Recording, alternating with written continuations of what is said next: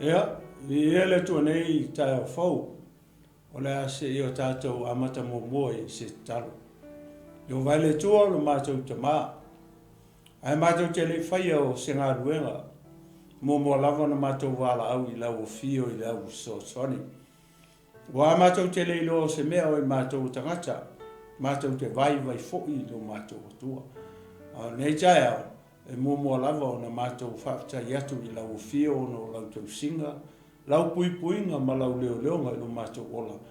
Ua mawhai ei o na mātou wala whai mai nei tai au fōu ma nei as fōu i lo alofa tū no. Ta mao le au sauni o te tautalangia lau o fio ma te tai au nei. Ta mā ia e alofangia i mātou. Talo le ia aua ne i whamaina i mātou. E ala le no mātou fola atu o lau upu. O le ala le mātou te manao mia i lau fiso soni. Anganga pa ia afia o mai a oe le tai au. E te whetalai. E te mori o lau upu i ai o whinangalo maloto o utangata. Lau e ka le sia. Le tino ke wiso le au pa ia ma le au pele le tai au. Te ma ia alu atu ma le mana lau upu. Ina ia lawe ina se anganga mo lo manu. Ai o le sili o ia me uma. Ia wha malu si ai le tino ke wiso. Te ma ia amataina e lau fio wha i wina e lau fio talo foi. Aua nei wha lawe mai leo lo le ama. Ai mātou te whetoo i le ngoa. O Iesu ke wiso le tai au ni alu ese. E le aisana wha au. Ao launga ina lau upu tai au ni te maa. A matai lau fio wha i wina e lau fio. Tele mamau o lunga. O lo lava vi inga lu mātou. E tua o no Iesu. Amen. Ia. Whaataro whatu malenga whaalo alo nei tai a fau. Ia e pa ia o Samoa. Mai tupu mai mai maunga mau lunga ia se pa ia mangaiti. Ia whaataro whatu malenga whaalo alo ma loso i fumanuia. Ma lole langi e mama. Whaataro whatu fo i le au whainga ruenga tutofi e le tua. Ia o lo whapena o na tala whauto i tutonu o Aotearoa ia whapeturu inga uma o le nei larolangi o whealava o e ngalue ai tala ina o le tala leo le malo le tua whatalo whatu te o te angata o le tua malu whatua ia ili nei tai a fau whatalo whatu wharitino ke wiso le au paia ma le au pele nei tai au ia malo le soifua manuia malo talo o lau te talo ia o leo lo mawai pea ia le malosi ia e whapena o na whaua ue nei o nanga. Ia e le ngata fo i lea, ia o mapaanga, mai la tō fia pea. Ia e muli ta ia pele nei ala Leopold nei ala ata Global Kingdom TV Channel. Ia i aso te tasi whatalo whatu la. Ia mane anganga whalo alo. Ia te oe nei tai a fau. E le tua fo i se whatalofa mas whawhelua i si o mātou ta mā whaiwhi au. Sunga fereti whapea ia le wharitua e atise ma nofo alo. Ia mesisi o mātou a ingalotu alofa tūnoa ia i māngele. Ia i nei tai a fau. E le whangaluina fo isi o mātou te tai. Na Bishop e lia tawai. Ia alofa pēnā o nā lala nei pua e Amerika Samoa. Ia whataro whatu e te ore tangata o le tua. Ia ili nei tai a fau. Ia vi ia le tua. Sanga vi ia pēr le tua. Ili nei tai a fau. Ina ua tātou wauli e mai lona alofa malona anga le lei. Ia. Ia le manatu. Ia ole a tātou anga isa olo se tātou whamalosi i tai au nei. Tasi as foi upuleo tu fia tau tala i le tai au nei. Ia e maua ise whamalosi mo oe o a uma i tātou uma le tai au nei. Le au paia, le au pele. Ia o uso matua whawhine i le ali i le tino ke riso. E ka le sia ke riso ia i le tai au nei. Ia e tau soi nai lo waso. Mai le nei tū la o le aso e le te tonunga ma le i le tai au nei. Ia wai e maua se morning breakfast matang o fie. E whapenao na taitaina i pēr ia lo waso. Ia i nei fwoi aso. E le fwoi la o le a tau mwhai atu se whamalosi. Ia whapenao na so atu ai. Ia lo zato waso. ia wa lava le fe au manga luenga o le afenga ia ne aso tasi ia se fo ipu o te fia au mai e le tai au nei e fai e se fa malo si mo tatou uma e te maua lai le Mataio luas fun malfa alona fo ipu luas fun malfa e fa pe le la fai tau ina tu fa pe ia o le mau masani awala ne e manatu fo ile le tai au nei fa pe o se wa e silafia pe wa e lo lele le tai au nei o se toi fa manatu ia te o e mau maletino ke viso le taua tele o le fasi fai tau lea i loto soifua mo tatou o la tatou iei ni le au ngā tupulanga nei ma le taimi nei o tatou iei o loro winga e taua tele o na tatou malamalama i le taimi nei ua o tatou iei pe foi o lena e whaalongo i le morning breakfast le pe le sa tau fama mafa to i le upu le tau o le season po o le tau po o le vai tau foi le o le soifuanga ia e whapena o lo o tatou nonofo nei mau ia tunu e matoa i tatou i loa le leia o le summer o le winter o le spring o le autumn ia ua o si o tatou atunu foi le i sa mo pe tou soifua e foi mo wola e au e pe e vevela i tele o taimu e le ai se tau foi le whape o sa moe i se winter ba wale taimi foi le tau si o tatou atunu o taimi foi o timunga taimi o timunga i mara taimi o e vevela wha solo ato se tu losi o tatou atunu o le tahua la na o fai tau lea ma le fai upu le tasi leo au mai e tonu o le tusi atoa nei o le Mataio e lufu fai toele tatou wha malosi ma le ngā whalo le ala o le au fai tau atua wha pelo na fai tau ina e tala ina atu fo i le nei tala le lei o le malo i le atu lau uma e fai ma moli mau i nu uma ona o mai ai lea o le ngataanga ai vai fo i po tolu vai anga fo i fai mai e tala ina atu fo i le nei tala le lei o le malo i le atu lau uma e fai ma moli mau i nu uma tolu ona o mai ai lea o le uma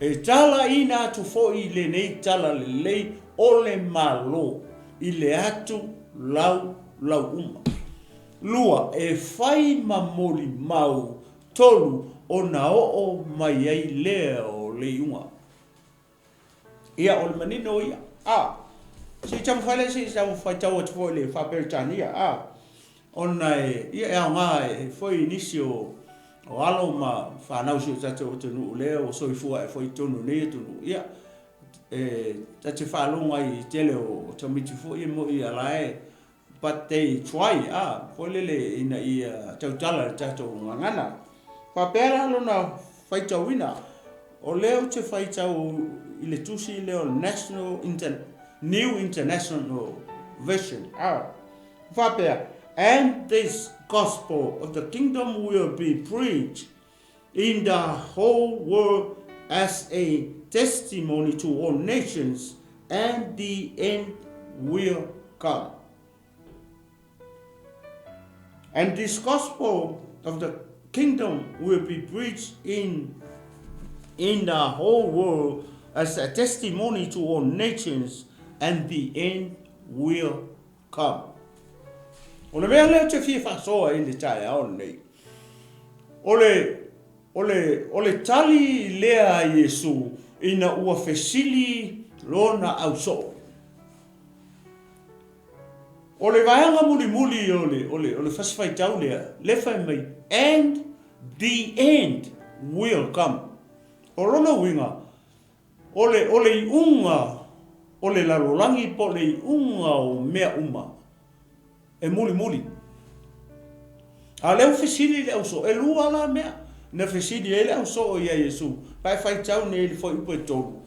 Tolu fa lima ono fitu valu i so se yo i foi pule tuma fa ale o fifiria mai na foi pule e tau foi le fatu ai se fa malosi ja au nei mo ele te mai mo mai ma o le tau tala mai tato tino ke uso e lua la me lena fesili le au so fa pea po o le se fa ai longa na mana o ia so o Yesu i se mea ta o se fai longa po o se sign of his coming o le fai longa lo toia fio mai and the end of this age male unga o le laurangi ne o ila i lunga tu i foi upu ia le lunga tu foi upu le se fulu fa leo au mai o le fa malau mai e Yesu mea e tusa malefisidi ono to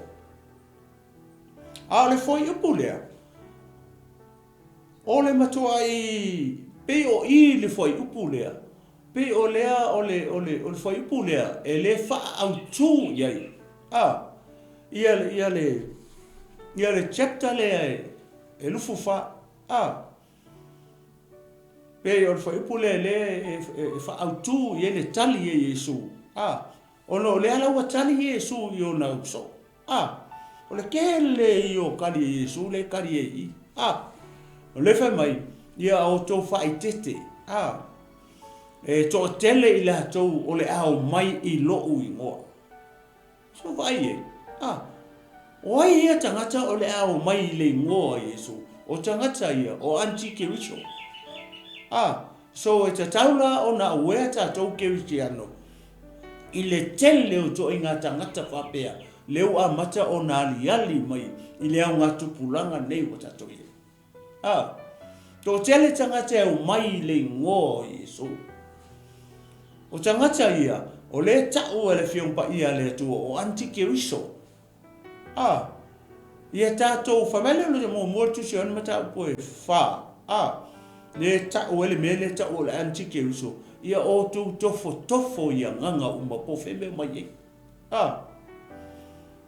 o le vaianga mua le famele Yesu le tele o tali e Yesu le famai awale atu wale o to loto to e sawa i lalo famai e whanongo la o to i tala o taua mataua ma le tele o le anono o le tali e Yesu le kongi a le foi upu le o te fia whasoa tu ai foi lea mota tu ona o te tari tonu e le rifele foi upu le spulfa i lunga i mea e wha malaulau e Yesu lo na uso whama e tu ina atu foi o tou i le whale pui e whasi o tia foi nisi o tou ona o lea ona o lou i ngoa awa vaila e ke usiano Martino ke uso le tai au nei o lunga kur foi upu le spulfa e iaila le whawhita hauli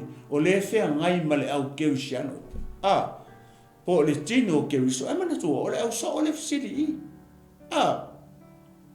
o le au so o le fsiri i le ua wha malaulau mai e Yesu me ia e atangia mai e o le ekalesia Yesu e sawa ina ai maise aso ia watato iai la the end of the age o le watato iai le mea tau o le tip of the end times watato iai i le whaatau si unga o aso e ngata ai o ame e whaamalaulau mai Yesu i le amatanga e whaalongo tau i tala o taua e si i tau le isi malo i le isi malo ua whanonga ni tala whapea o au na o ola mai au ia no whanonga i tala ia tala o taua le taua mua le laurangi taua lo na lua le laurangi ma le tele o taua o lo tau nei o le whailoa mai Yesu lunga tu o le whaiupu lea mea ia o ia o lai kaua e o mai le aso nei they are still fighting o le aile winga o le mea le whaiupu le whai mai tala ina atu fo le nei tala le lei o le malo e fai ma moli mau I nuu uma. What are you doing? What are they doing now? Le ale mea malo, le laulangi ne fai jamine. They are fighting. Le kau. A le ale mea le fina ngalo I Yesu ya te oe maha uma I tato umamalana e kalesia. Church. O I le mana o Yesu kau ke o iai. O fea, kako uo ko kongo kau ia. La kau o le avawa ai le fasifai tau lea. O makako va ai le temi ne o tato ia. La kau. Le tau o le larang. O le fasifai tau lea. Ma le fesili, le fa mai Yesu. Ia tala ina atu foi le nei tala le lei o le malo. E fai ma moli mau I nu uma. O ai e tala ia le tala le nu uma. O ai e tala ia le tala le I ngu ia kau le kamingi. O ai. A fai o oe o le kerusiano. A fai o oe o le so o keriso Yesu. O oe la. Mahau, mai tātou uma, kau ke kala, ia le kala lei o le malo, I ko kongo le mea lai tau e tangata. E pei o na ufai atu, o le eka le sia a Yesu, e sawa inga. Whamaya Yesu, e sawa ina o tou. E ino sia o tou e le raurangi, ona o lo ingoa. E sao upu ia Yesu, e sao. O le matua I ingo sia o e maa o mai tato uma. Le kau mawhai aku. E tā lai le tala le lei o le malo. Ke rusiano ma le tino ke riso le tae au ni. E leo se kala le lei o se loku. E leo se tala le lei e se kai kai. E leo se tala le lei e se tangata. O le tala le lei o le malo o le langi. Aor fesiri. O ai e kala ia. O ai tangata ia fesili I a Yesu. I le aso o lona toe a fio mai po le aso e toe sau oi male ngata anga o le lalulang. O so o Yesu.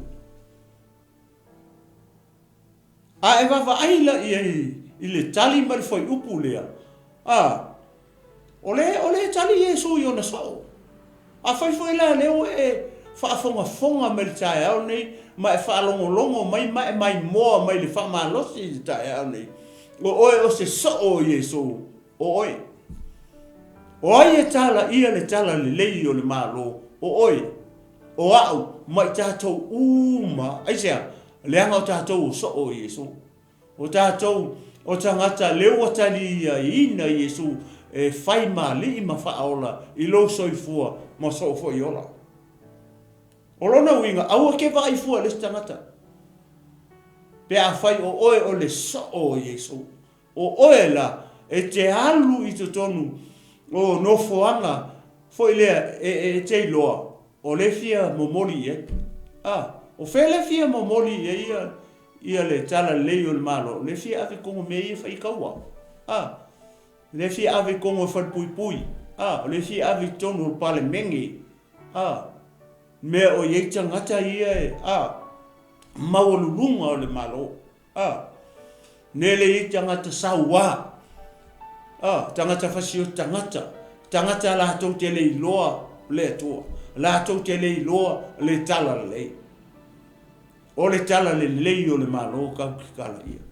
Tātou te le tala ia se ngoa o sau e kale sia se kulou.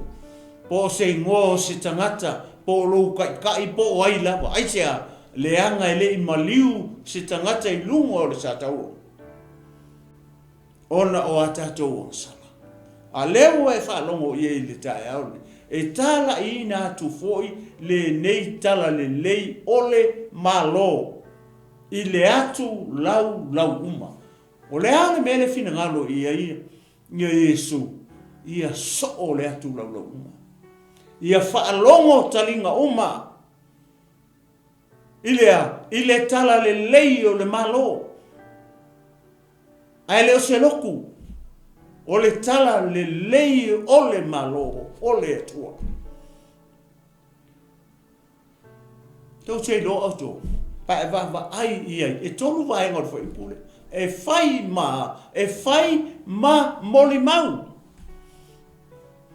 ese male fea o mea le tua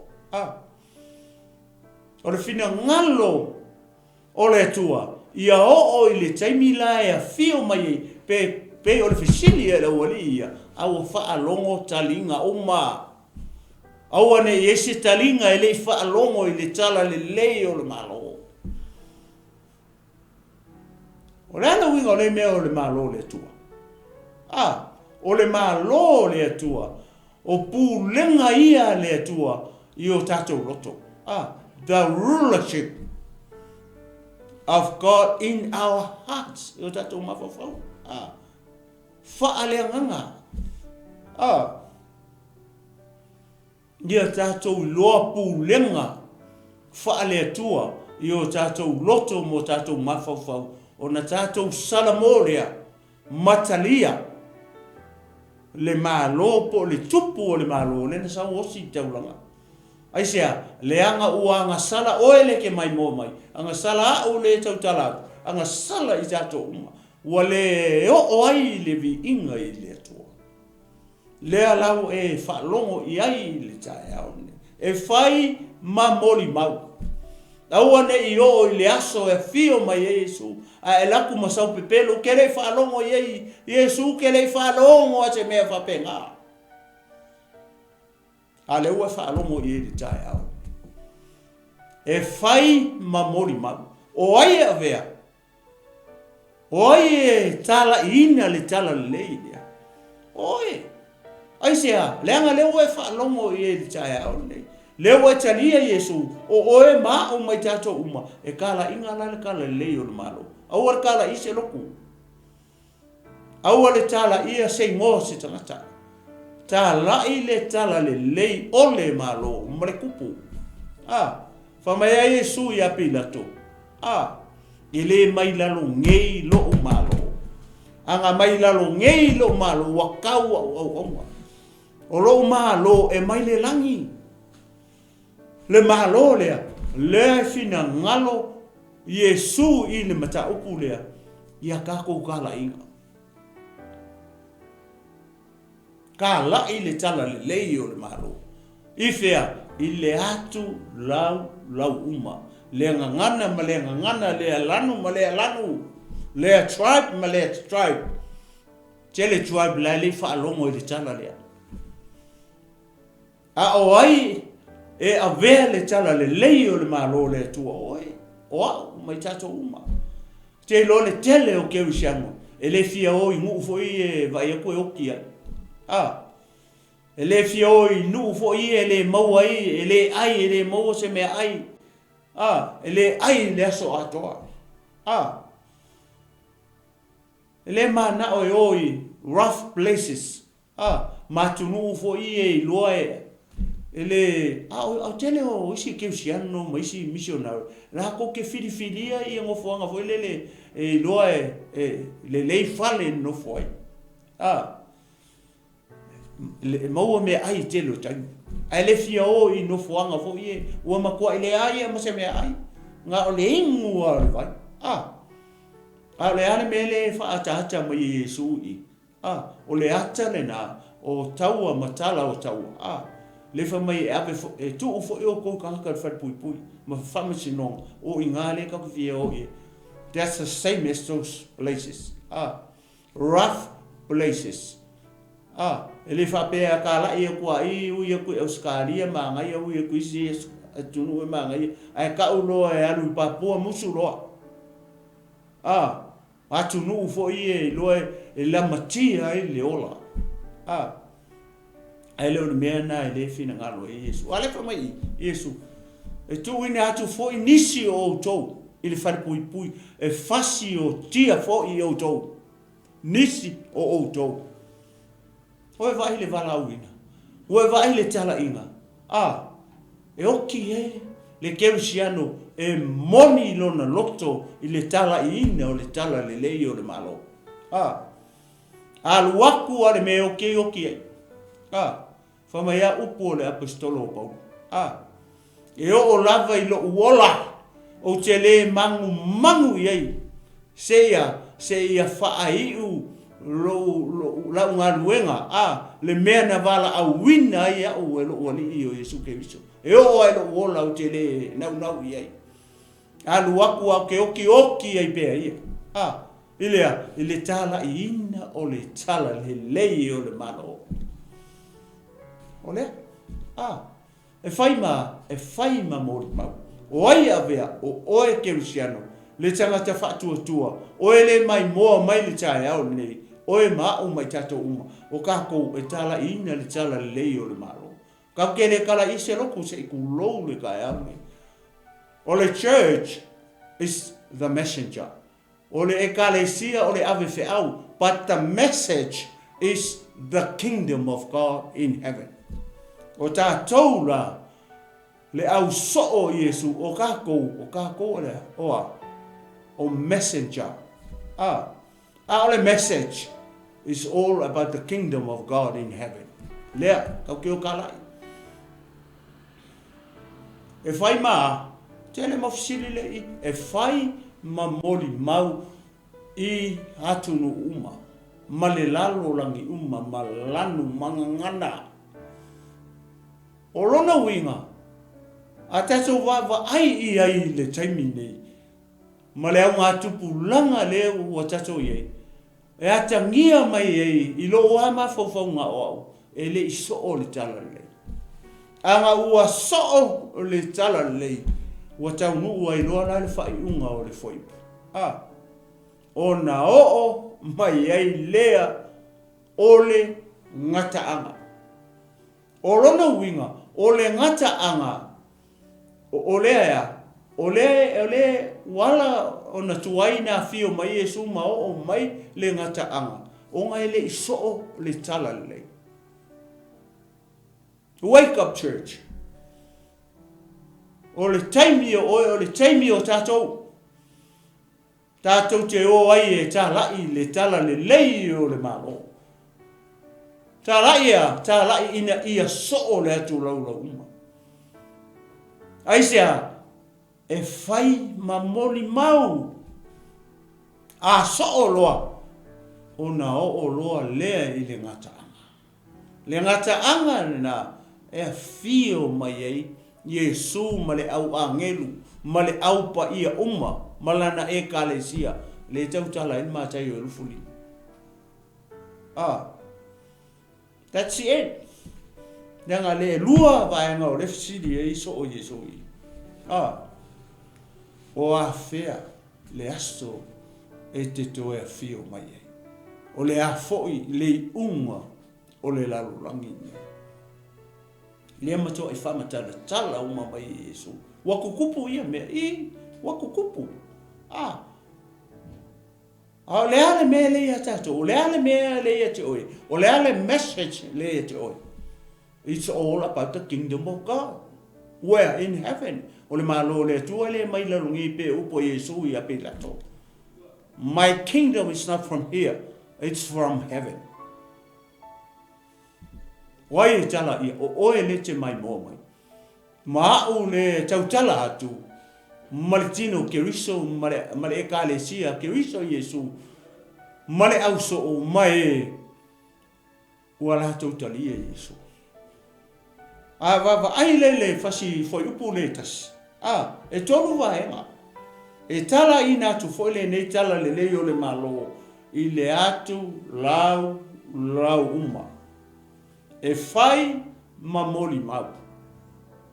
Orona winga. Awa ke ngofo marakala le leo le malo. O le fia fa so. O le fia fa so le rangi. I le tala le leo le malo le tu. Nga eke lua ngofo malo uso, malo tua fafine, malo auntie, malo cousin, malo uncle. Eke le ukala ia la ia le malo le tua. Ta la ia le malo le tua. Ai awara kala ia ise loku. Ia malama tanga te me ta o le malo le tua. E fai ma moli mau. Ia moli mau I le aso. O le ngata anga le la fio mai Yesu. E le misisi pelo le kaminga. whaalongo ma i talinga e whai mamori mau. Aore whisili, o whaafia o nga e whaalongo le tala leo le malo, le ai whaama o tātou rotu. E leo le tae au nei tātou titalia ai, le tala le leo le malo, ni o tō whina ngalo mo tātou rotu. O te tani tonu, o le mea lea ua lei o na whatu wai mai ni Yesu. Ai wawa ai le fionga pa ia le tua e lua taimi na whatu wai mai Yesu. Le taimi na whailoa i man fine Samaria i lunga o le vai eli. Ma le taimi na luatu ai le whai au o Maria ma Mareta i Jesus au. Sau ua mai ma tua ngane o la salo. Whatu wai mai Yesu. Ai wawa ai i le whasifai tau lea. E whauringa mai. O leo wa whatu wai mai la Yesu. Aisea, le anga ele i so le tala lei. O le taimi e so o ele la lorangi. I le tala le lei. O na o ele te mai moa mai maa o foi. O na o loa lea ele i unga. Po o le ngata anga o mea unga. Ia sa moa. O le tatou whamaro sina. Tātou te nonofo lava tātou a maise tātou lea whatotoa. O le hale kako mea le whai le tala lei o le malo. O kako kala ia pēnga o le waku keu. A lewe whalongo iei. O ai le whai i Yesu ona sao. Ai se alanga whisili. O lona winga la. A whai o e mai moa mai. O oe o le so o ke riso Yesu. O oe le kala ia kala lei o le malo.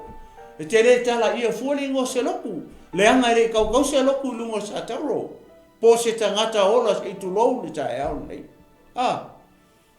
O ai, o le tupu o le malo rea.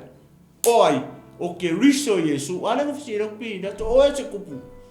La le tali Yesu, ia. O a o le tupu. O le mele na o whanau mai e. O le mele na lai o na o sau le rangi ni. Ina ia o moli mau le o kumoni. Jesus is the king. Tatou whamanasi le tae au nei. Leo au mai le tatou assignment i le mele. Ea, tā la i le malo le tua. Ai leo le kala inga o se loku. Tā la i le malo o le atua. E whai moli mau. O rona winga e whea mea le tua. Aua ne o le aso ngata anga ma le aso e a fio mai ei le tua. Ai le eise tangata e le i whaalongo i le tala le lei o le maro. I a whaalongo kalinga uma. Ma le afe o ngā tupulanga i le tala le lei o le maro lea. Le nga saulonga kupu maliwai. Ina ia la vea ina i tātou mai a tātou wanga sala. O na o loa lea i le unga o mea uma pe a so o le tala nei. O le tātou whamanosi le tātou. Whamanui e mai le tua. Tātou tatalo. I o vai le tua le mātou tamaa. Whaftai mo la upu nei tu la leso. Ia ma vi ia i pea o la ufi. Tamaa alu atu ma le mana la upu. O ai se whalongo i le tae au nei. Ia whalongo matalia. Tama whaftai mo lea o onga mo i mātou uma. E ala i lau upu le tae au ni. O i mātou lava. O na o i mātou lava o soo. Mātou te tala i ina le tala le lei o lo mano. E whai ma moli mau. O na o ai lea i le ngata anga o mea uma. Tama se upu o tau tala e o le tusa ma lau whaafonga le tae au nei. Whamangalo mai e au tama. Ia ma vi ia o lau fio i le nei lava i tuasa. I lau i ngoi Yesu o talu magalu toi. Amen. Ia whamani i tele le tua. I lau whasu. Saunga Samoa, ia i le nei tu lau le aso. Ia le tua. Tau whasu.